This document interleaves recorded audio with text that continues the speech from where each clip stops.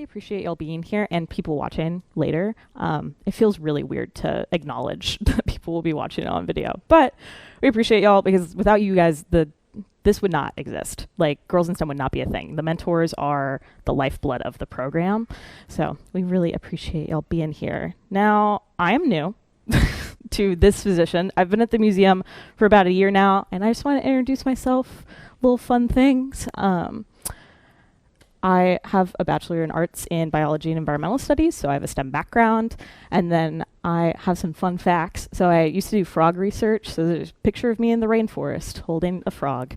And I also am in a book that is only available in Sweden because of the research I was doing in that rainforest. It's really funny. My roommate got me a copy of it when they went abroad. And so now I have a Swedish book I can't read, but there's a picture of me in it. In my time when I'm not Girls in STEMming, I'm trying to become a Master Naturalist, which is a volunteer program similar to Master Gardeners, but think everything wild and outside. And I also enjoy some photography, so I've put some of my favorite little wildlife captures on the side here, because we're STEM, but we love STEAM. Get some art in there. So yeah. Also, very important for this summer, this is Katie, my assistant, and she will be with us this summer as well. This is her third year, so for our returning mentors, you know her, you love her. For anyone who's new, Katie might be greeting you sometimes. We also have our lead intern this summer, Josie, who was also an intern last year, so you might have met her before, but they will be, if I'm not able to greet, they'll be greeting, and they'll be doing a lot of interception. So Katie works as a teacher for the Bryant School District throughout the rest of the year. She's a big advocate for girl empowerment and self-love. She has way better wording than me on any document. She helped me edit this mentor workshop. But yeah, one of her favorite things, which we will get to do today, is chemistry and cosmetology, make your own lip gloss with Loreal. So Loreal is going to help us with a mock session later, just so we can kind of see what a good example is after we talk through all this stuff. So we're going to start by talking to each other a little bit. So PPG, y'all all know each other, obviously. But Dr. Walker, if you want to join over here, I just want you guys to kind of get in the headspace of what our girls in our program are thinking about. So think way, way back to when you were a teenager or a tween and what you wanted to be when you grew up, what inspired you, if that was influenced by anything specific, maybe a TV show, maybe your parents. And then did you change your mind? And the answer to that one's probably yes. But if y'all will take a second to think about those questions, and then I want you to discuss them in your little groups and just kind of get to know each other. We'll merge you over here. Okay, yeah. Awesome. Love it. I love hearing the little bits of conversation about what things like influenced y'all. Some of you guys were like, I didn't have anyone particularly that like inspired me to do this thing, but like I wanted to do it. Or I happened to figure out I didn't like doing one thing and changed. So yeah, that was just kind of to get us in the mindset of what these girls, because these girls are like thinking about maybe their career for the first time, or maybe they're thinking like, I don't really know if I want to be in a STEM career. And so we're here to provide those opportunities and open that door for them. Another little activity we're going to do, you can either scan this QR code on your phone, or there's also a QR code on your handout on the left side of your folder. And we are going to do something called Poll Everywhere, which I saw at a conference and I really liked it. But we're going to be thinking of, and you can type in characteristics that you would define a good mentor having. They can be little one-word answers. Aha, maybe now. Try scanning that QR code one more time. Maybe it. There we go. Yay, engaging, curious. I like curious. I don't think that's one that I often think of when I think of a mentor first, but having curiosity. Positive, knowledge. Yeah, they've got the knowledge. Knowledgeable, yeah. Yeah, these are all great words. Ooh, enthusiastic, relatable, ooh.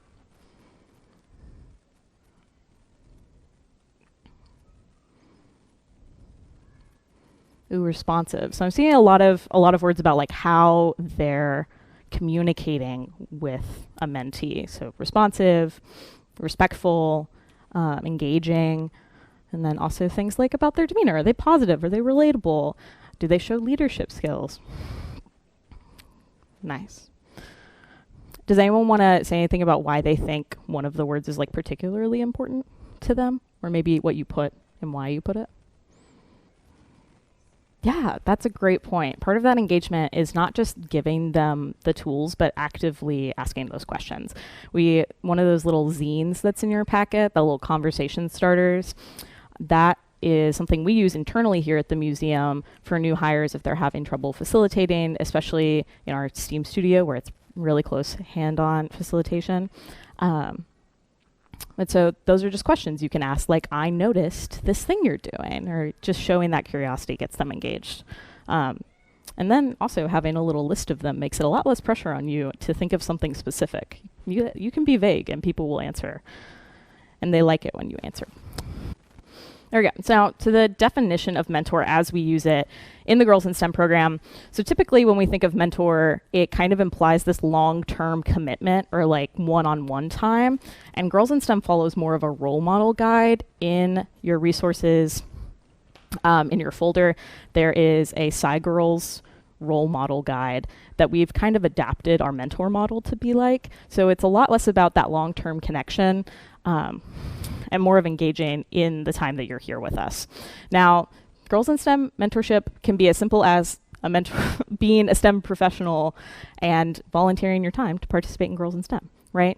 So for some people, that's just going to the sessions that they've agreed to do, doing their session to the best of their ability, and then after that, they're like, cool, this is the thing I do in this capacity. For some people, it's helping in other ways, donations, or helping with events. Or even sometimes in our Leadership Institute we had in the spring, we did a mock interview section for our girls that had previously been in the program. And one of the girls mock interviewed for this position that happens to be open at the company.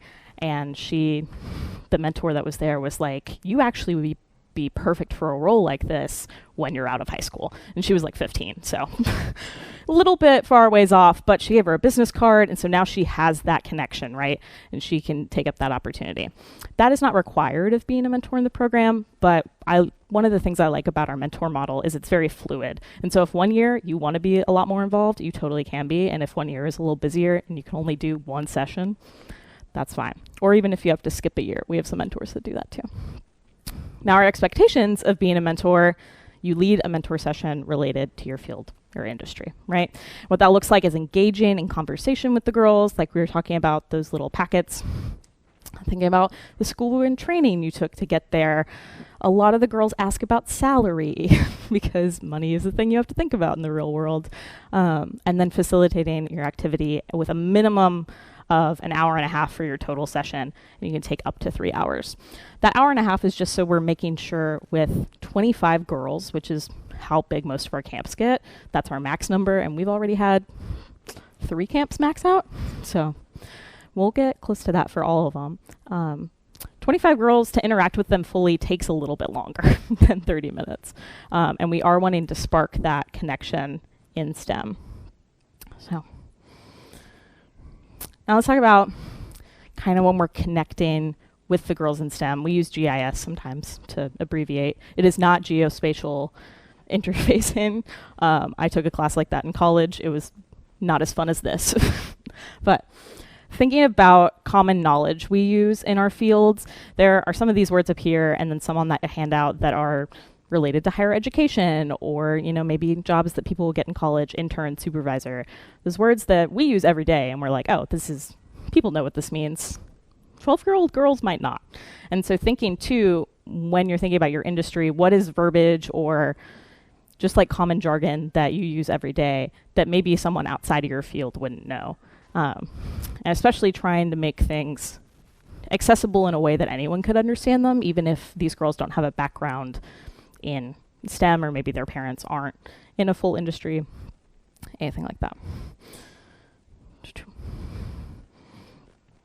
Another thing we want to highlight is diversity and inclusion, because we want to be champions of inclusivity, which Girls in STEM, we're trying to increase the amount of women in the STEM fields and we're trying to shrink that gender gap. But here's some quick do's and don'ts of inclusivity when you're talking about your team and highlighting diversity. Totally cool to highlight diversity in your team. You show a picture, you're like, here's all our people here. But don't try to single out.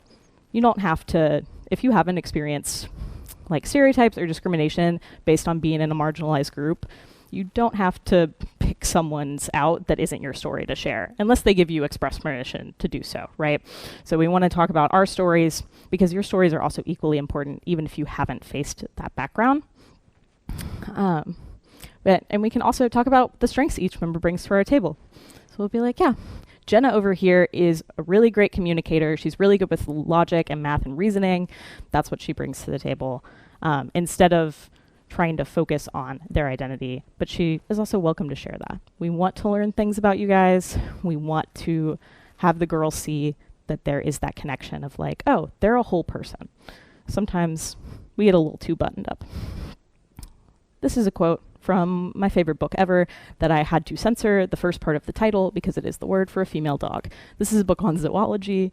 Lucy Cook is a zoology writer who in her book really breaks down the ways in which evolutionary biology fields and zoology have been dominated by male ideals from the time of Darwin, so like Victorian era, and how that shaped really the entire field up until recent years. So there's a lot of serendipity in science. You can't find answers if you aren't asking the questions. And I think you needed to have a woman to look at this to ask the right questions. And which brings us to diversity is impact, right? So it's not just, oh, we want to have that representation and then it doesn't do anything. Diversity has a lot of impact, like hand sensors in hand dryers and restrooms, right? Until several years ago, and there was actually a viral video for a while that would go around where someone with a darker skin tone tried to use a hand dryer and it wouldn't trigger, but when their friend with a lighter skin tone did, it triggered. So increased diversity in the fields of engineering have done away with that. And plus a viral video shaming the industry also kind of helps. But it has direct impacts, eliminates those systematic gaps. With zoology and evolutionary biology, in Lucy Cook's book, she talks a lot about this. But things where female reproductive systems in animals across the animal kingdom have been largely overlooked in favor of the idea that females of a species are passive and they don't really contribute. They just pick yes or no.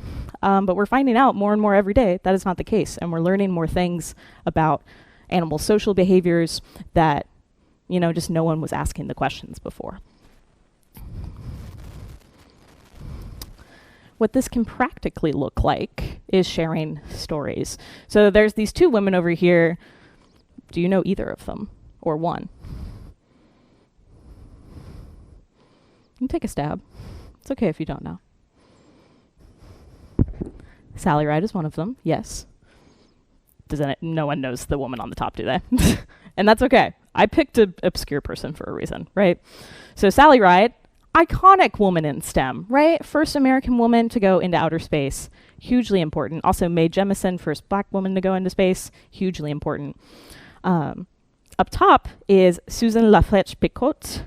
She was a Native American medical doctor, and she was the first Indigenous woman to get a medical degree in the US, and one of the first Indigenous people, period, to get a degree in medicine. And one of the reasons she isn't as prominent in pop culture as Sally Ride, obviously marginalized community, but also she then took her medical doctorate and went back to the reservation she was from because they desperately needed better health care, and she helped there, and that's where she spent her whole career.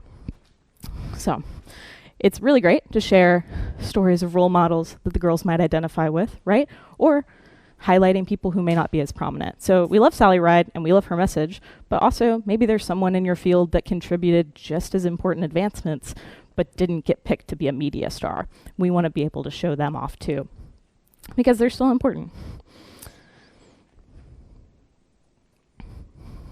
Let's talk about kind of what sessions can look like from a breaking down on paper perspective, and then in a few minutes we'll do a mock activity with Loreal. So personal connection. What's really important about making that first connection is that we want to create a safe space where the girls feel seen, heard, and free to be themselves. One of the important things for this is sharing our pronouns, which I did not do when I got up here. My pronouns are she, her. But even though we're a program called Girls in STEM, not all of our mentors are women. So we do have some men mentors or people who do not use she, her pronouns. And we also want to acknowledge to these girls who are in, this middle school is such a hard time, like figuring out who you are, what clique you're in at school, like what do you like, what do you want to do. We want to make sure we're not pressuring them and that their gender identity and how they want to be referred to is an equally important part of their identity, as is their interest in the STEM fields. Icebreakers are really helpful for this as well, for that connection, kind of like we did in the beginning. It got you talking to people you may have just met or people you work with all the time. But had you ever talked about what you wanted to be when you grew up? No.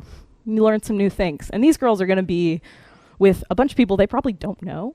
And then we're also, the mentors are coming in being like, okay, here's more people you don't know. Why should we listen to you? And having an icebreaker is always a good thing. It could be something as simple as like, what cereal would you be if you were a cereal? Everyone wants to be Cinnamon Toast Crunch. I have realized I desperately want to be Cinnamon Toast Crunch, but I think I'm more like Fruit Loops, and that's just how it is.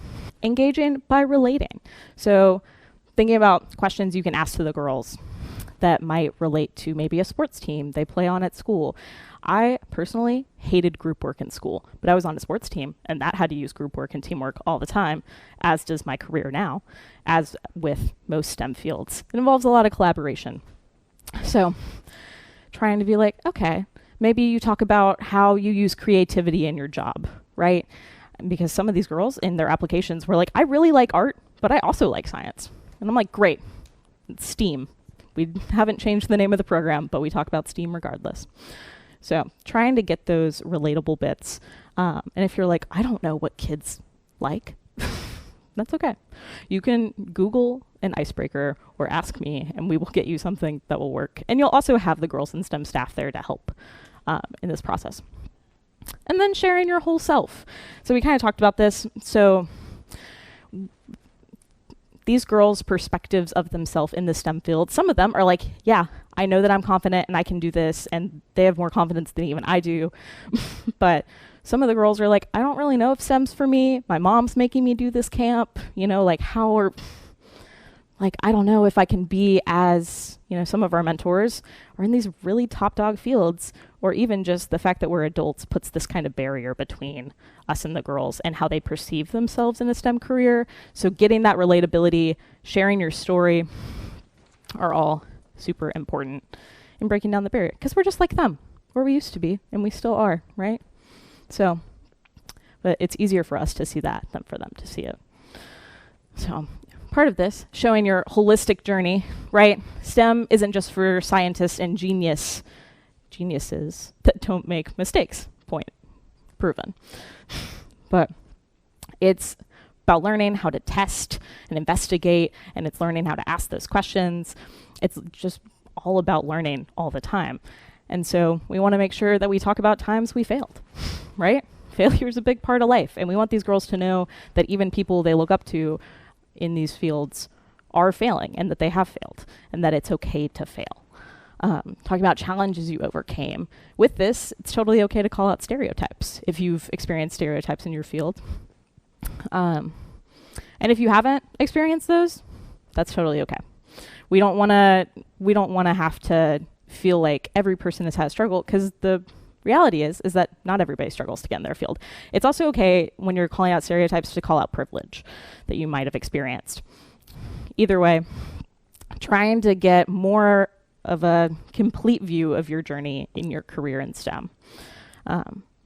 Talking about growth mindset, this is something we try to really hammer home with the girls at the beginning of the week, is that they're going to experience things this week that they haven't done before. They're going to dissect a fish, and maybe they really are scared off by that fact. But thinking about, just because you haven't done something before, it doesn't mean you're bad at it. It doesn't mean you're not able to do it, but that we can go into this with an open mind. And maybe after you dissect that fish, you're going to be like, wow, I love this. I didn't know there were so many things inside this little guy, But that's one of our activities with Game and Fish, if you could not tell. And then talking about why one, like your journey is important to you, what it means to you personally, but also why what you do, gives you hope to continue on with your job. Why is it important on a world sense? Something I've noticed is, and also in your packet, one of the resources is that Girls in STEM report from March of 2024. And that's from the National Girls Collaborative Project. They're a really great resource. But something that you'll notice if you look at those stats is in life sciences, women are getting the same amount of degrees, if not more, than men. And then also they have equal representation in the field in both leadership positions and, not always leadership positions, but at least there's the same amount of women as men in the field of life sciences for the most part. Other sciences, though, computer science, engineering, those like hard sciences, have less women by a chunk of a margin. It's a lot, and it's disheartening sometimes. But I think that one of the things, being a life science person, is that it's really easy to see where the life sciences have positive impact, right? Like we always talk about climate change. We always know doctors and veterinarians, they make things better. And so it's easy to see a positive impact. So we want to see, how does the work that you're doing have a positive impact? Because that'll just open up more opportunities for these girls in the future. Yeah. And with that, we'll talk a little bit about what makes a successful activity specifically. So we've gone over how we want to talk about ourselves in the sessions, but now what about when we're doing the activity itself? Quick tip, do not do what I've done for part of this presentation. Don't read off it. If you got to glance back, everyone's got to glance back every once in a while, but that's something we forget, I think, when we're not doing presentations often. Like college students, Dr. Walker here teaches a college course at UCA. I'm sure when students give presentations and they're like, balance what you do with leaving an impression. It is okay if your activity is exactly what you do for work. It's not very engaging. So you want to, even if it's just you like run over it really quick, like in your car on your phone before you come in, just having a little bit of familiarity helps. And when you have a team of people too, that helps to kind of distribute the load. So yeah, definitely don't do what I've done for part of this. But anywho, something that sparks interest. Your activity doesn't have to be exactly what you do for work. It's okay if it varies a bit to the side. Because what we want to do is, I don't know about you guys, but when I was in 8th grade, 7th grade, I don't remember a whole lot of experiences, but I do remember the ones where I got cool stuff or I did something really fun, even if it wasn't as technical. I did a program when I was in 8th grade that was very similar to Girls in STEM, but it was focused on vocational and tech careers. And I remember going to Hytrol, which is a plant up in Northeast Arkansas that makes conveyor belts. And I remember because they let us operate some of the big machinery. And we also got these little like laser cutouts to take home with us. And I was like, ooh, I saw a laser cut this. And I was like, that is so cool. Now, you don't have to do something like that. Not all of us have laser cutters, and that's fine. But sometimes giving them a little swag gift helps them remember, and it's kind of advertising for your field or your company, especially a company later on. If the girls, they get into college and they're like, what do I want to do? Let me pick up my Axiom water bottle, and then boom. Or at the very least, their parents see it, and then they use your service. Either way, sparking activity, mementos are great, not required, but also an activity that is engaging, but it doesn't have to be exactly what you do. Like, because some of the jobs we have in the STEM field are really complicated. And so we're not going to be able to teach all about cybersecurity and how we embed different files in a way that 12 to 14-year-olds can understand well, but we can do something similar and try to make a fun activity out of it. Engaging team, we want to be involved. If you've got a team of people, that normally works the best. If you don't have a team of people, the staff will help you. We'll have myself, my assistant, and then at least one intern at any given point. And so just if it's like sitting down with them and like walking them through it, or just asking those like questions, those curious questions, that can help a lot. As well as teamwork and collaboration, talking about it again. Sometimes it's best if the girls can break up into small groups because it takes the pressure off of them as an individual, where it's like, now, okay, we're not a group of 25, we're a group of 4 or 5. And that helps as well. And then your engaging team is able to go around and just pop in and check on every single little group. So yeah. With that, Stacy, we'll get Stacy's computer set up here. She is going to show us a mini version of the session that Loreal does for us, and then we're going to also get to do an activity with them and see how they run their sessions. Okay, I'm going to share our presentation, but I'm also going to share like what we do and why we do it in the different parts of our presentation. I'll also share things that have worked or haven't worked. So we start off, we introduce our team, and we share a little bit about, what we do and how long we've worked there and what our background is. So we share a little bit about that. And then we also ask the girls to share their name, their age, or their grade, and then like what their favorite subject is or whatever. But then we immediately go into what we consider our icebreaker. Depending on when we've done this in the week, if we do it very early in the week, the girls don't know each other and they're very, very shy, very quiet, and we're talking to them for 3 hours, and so we want them to engage. So we found that this icebreaker really helps get them working together. So we put them in little groups of maybe 4 or 5, and we give them samples of raw materials. And so we talk about how when we're making cosmetics, it's kind of like making a cake where you add eggs and flour and sugar, and these are our eggs and flour and sugar. And you're going to guess what they go into. So we'll start with one and we'll say, okay, it can either go into a mascara, an eyeshadow, a blush, a lipstick, a face powder, a concealer, or a liquid lip. And so we go through each one, and we also have strategically picked things. So number 6, the blue pigment, I think, that goes into a concealer. So previously we did red, yellow, black, and white to make all shades of concealer, but we found that for deeper shades, white makes it look ashy or gray. So we've replaced the white with blue to make it brighter and more vibrant. We tell them at the beginning, some of these might be tricks. Some of them, the trick might be that we're not playing a trick on you. I think number 2, and one of them might not be, no, number 7 is the one that's empty. But number 2 is an oil, and that actually goes in powders. So we have to have the powders have a little bit of oil to compress them and make them keep their shape. So they wouldn't think that, so we're trying to get them to think different ways. So that's the little activity there. We share a little bit about our facility.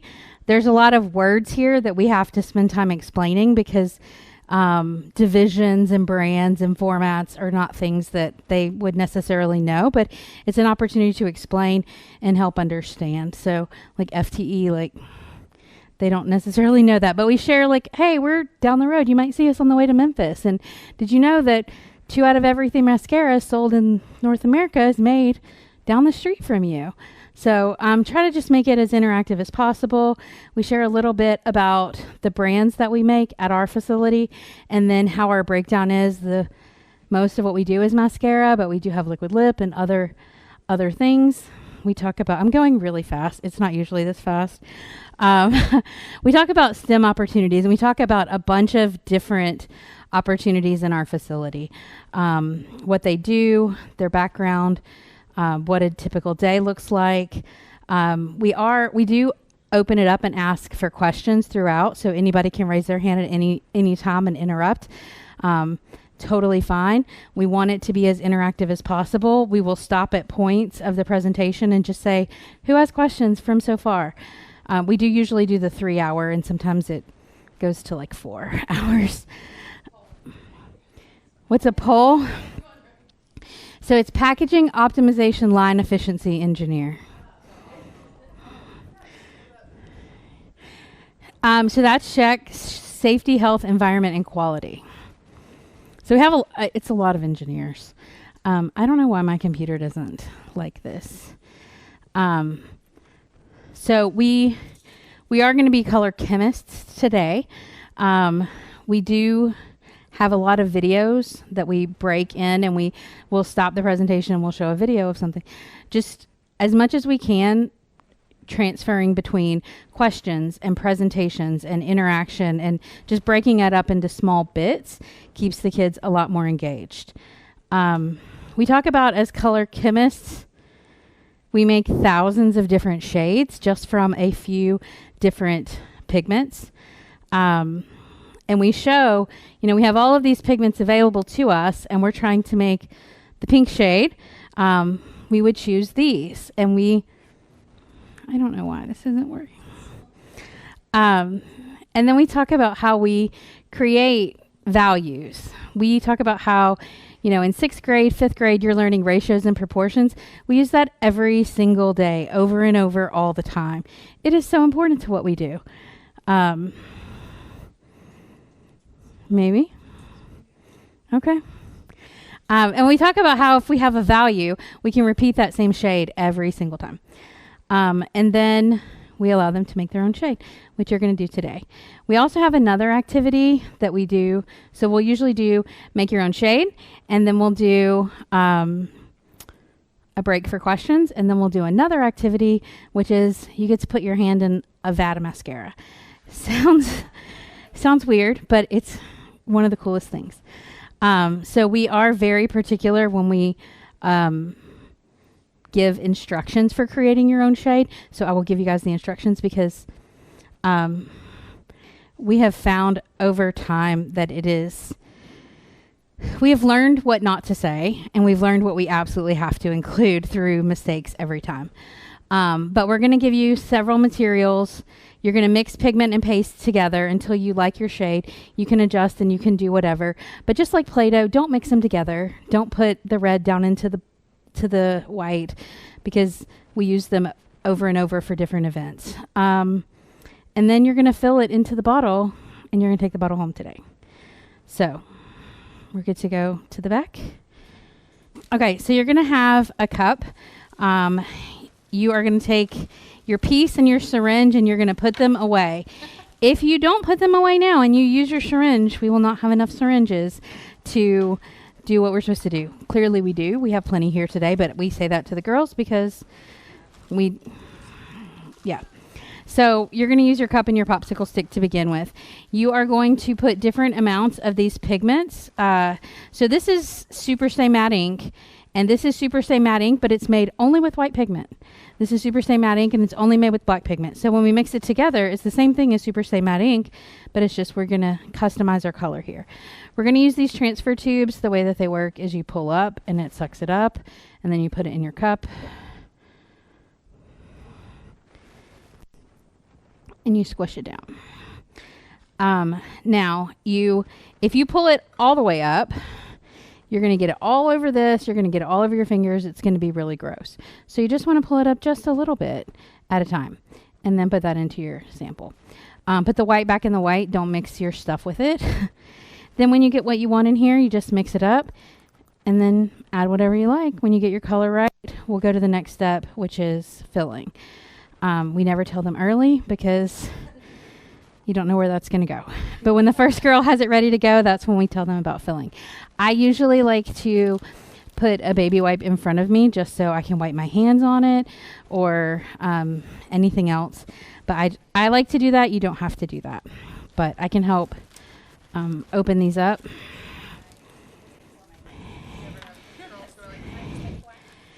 We have had someone make black. We have had someone make almost a white. We also say black goes really far, so however much black you think you need, use half of it. There's also 2 reds. There's a red that looks like a brick, this one here, and then there's a red that looks like what you think is like a nice happy red. It's going to trick you. It is not. It is very pinky pink. If you mix that with white, it's going to give you Barbie pink, which is great if you want Barbie pink. If you don't want Barbie pink, it is going to be impossible to overcome. So it's kind of purpley. I'm going to just use one of these. So usually I say it and they don't believe me. And so then I do it. So it looks red, right? Like it looks so red. But then I just put a little bit of this white and it's going to be purple. It's going to be hot pink. So, yeah.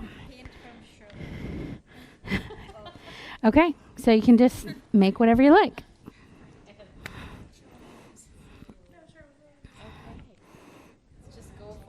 Yeah, you just go for it.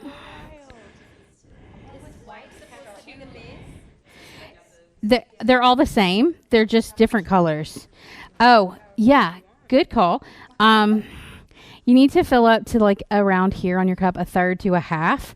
We also say you can fill more than a half, but we're going to throw it in the trash. You're not going to be able to fill another piece. You're not going to be able to take your cup home with you. So try and fill it like a third to be enough to fill. And then you can't go wrong with any of these colors. All of them make great. A lot of stuff has white in it, so that's a good place to start. Most shades that we make contain all 5 of these. I prefer this red.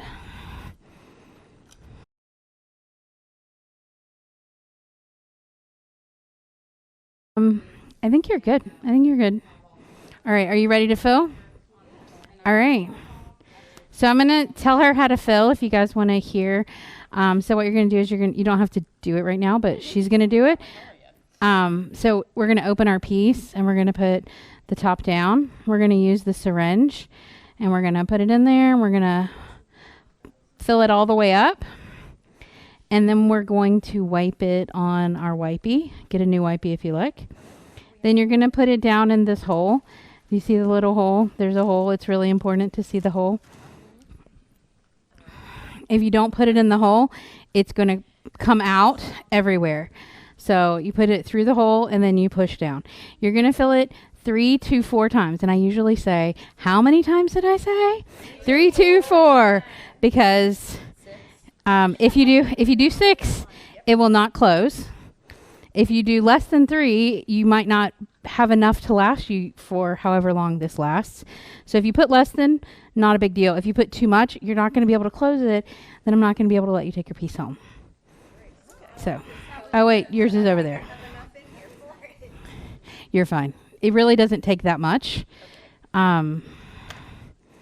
This is very, very, very little.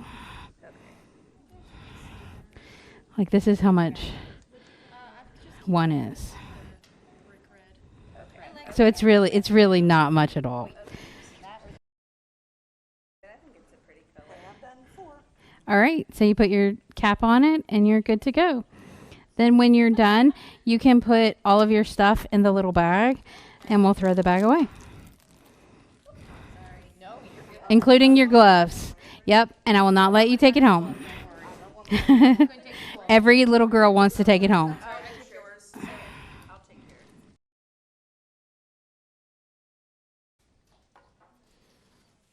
All right. As we're kind of settling back down, getting our snacks, just kind of a time for reflections from the activity and what Stacey shared about Loreal's session. Something she said that I forgot to mention earlier, like when we're talking about relating community events, where you're located. So like if there's any sort of outreach you do with the community at any time of the year that the girls might even remotely know about, like Discovering Excellence in Arkansas or Toadsuck in Conway, things like that. It's like, oh, where can they find you when you're not doing other work things, when you're like with the community? That helps too, because maybe they're like, oh yeah, I've seen that or I've been there.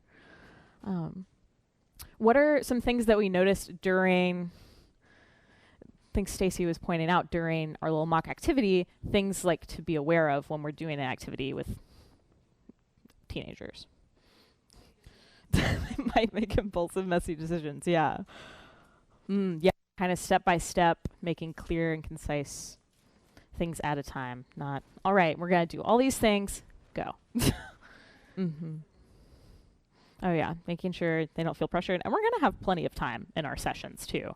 So timing should not be a problem there. Yeah, making sure they don't feel rushed, repeating what we're saying. Call and responses are always good. People remember things more when they say them. So when Stacey was saying that she says, like, how many times? 3 to 4 times. I make I make kids do call and response a lot. Also because it's fun, because it gets them more engaged, because they're having to participate in some way.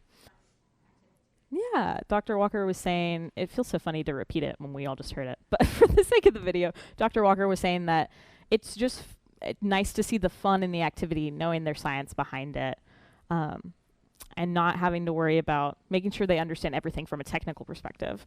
Now, Stacey also talks about in the presentation, like all the engineers they have. And like, I'm sure if we had a full session longer, you would talk a little bit more about the science behind it.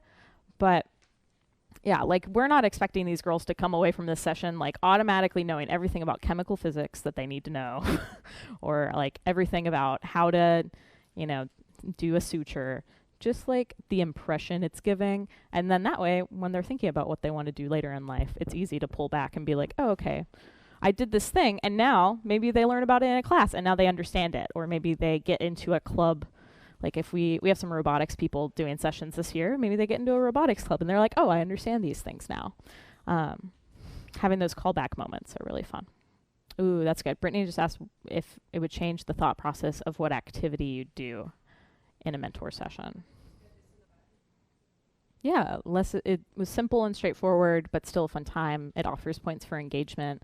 Sometimes our mentor sessions end up kind of in the form of a game. So there, with Central Arkansas Water, we've done like the stages of the water cycle, and the girls like bop around like they are the water in the water cycle. Makes it a little gamified. There's options like that too for activities. But yeah, there's definitely a lot of ways it can look. But yeah, Loreal's is simple, straightforward instructions. It works well, and people love it. And now we have cool lipsticks to take home. Yeah. Is anyone having, maybe not trouble, but just like thinking about what activity you might do that maybe we could brainstorm as a group? And if not, that is also okay. Because you all have my email. So I'll be around. We have a lot of activities at the museum that we can easily modify, or even we can just take a look. Can talk with my team, with Brittany, and we can figure out what we can adapt of the materials you guys have available to you and what we have available to us. So, yeah. Without that, we can end a little early. Thank you guys for coming. Thank you for being involved with the program. We really do appreciate you. Feel free to take your new swag bags. You got stickers, buttons, little notepads. Brittany, am I missing anything? No? Then yeah, we're all good. Thank you guys. Yeah.